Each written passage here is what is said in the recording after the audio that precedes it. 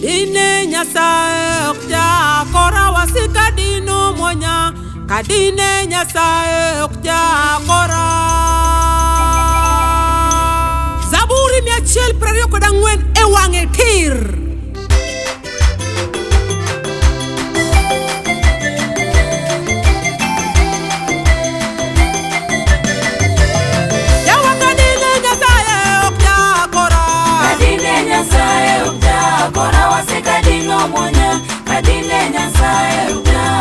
Apenjo dine amina oko pandae. Kadine Nyasaye ukja kora wasika dino monya.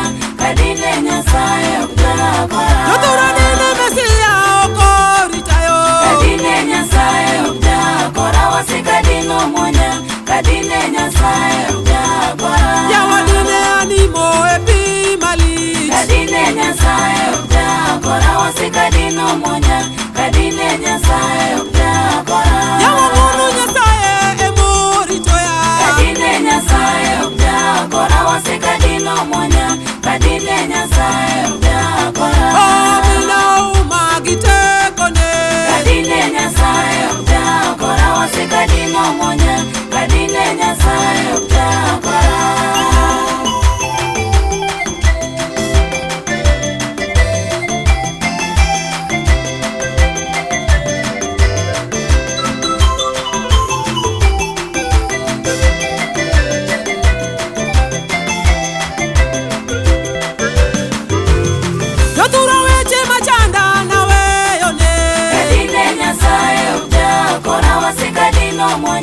Kadine Nyasaye ukja kora. Awachoparo na duto benda weyone.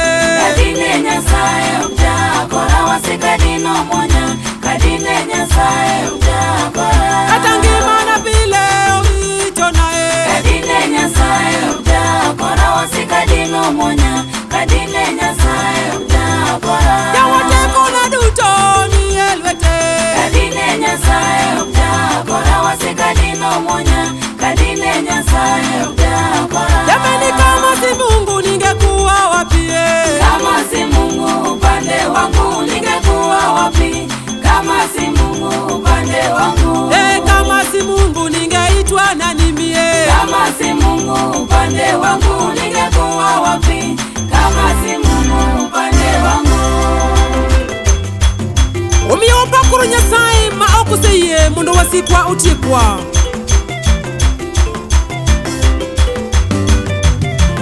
Omiyo wapakuru Ruoth Nyasaye ma okoseye mondo otiekwa. Wapakuru Ruoth Nyasaye ma okoseye mondo otiekwa. Kawuono wadenduru Nyasach Israel kendo ting'e malo mina osebarona. Wapakuru Ruoth Nyasaye ma okoseye mondo otiekwa. Yawa wasebuodho mana ka winyo ma obuodho e dho obadho. Hallelujah. Wapakuru Ruoth Nyasaye ma okoseye mondo otiekwa. Yawado wadenduru Nyasaye machango tuoche mane chendo amino osechango pe. Wapakuru Ruoth Nyasaye ma okoseye mondo otiekwa. Owodene Nyasaye manyalo duto mane onge akelo osekelo te. Wapakuru Ruoth Nyasaye ma okoseye mondo otiekwa. Ninyawa wesunge Nyasaye matimo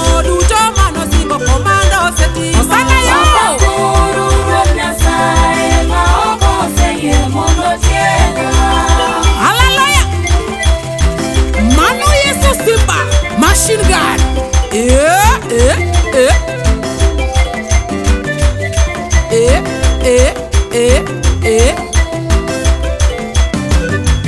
Atinge malo Nyasaye morito ngimana mapile baba oseritona. Wapakuru Ruoth Nyasaye ma okoseye mondo otiekwa. Baba okelo geno kane geno rumo onge mapimo kodi Nyasaye manitie.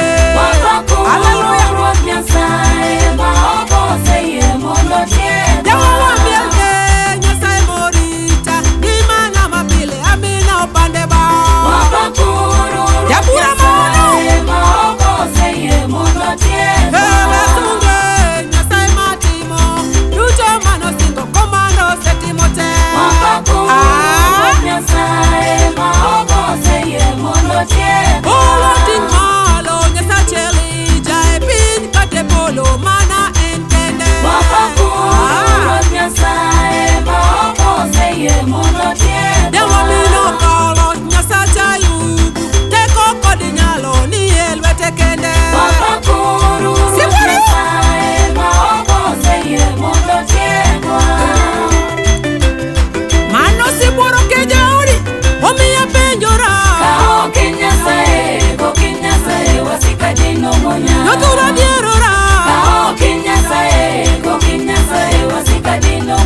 Emmanuel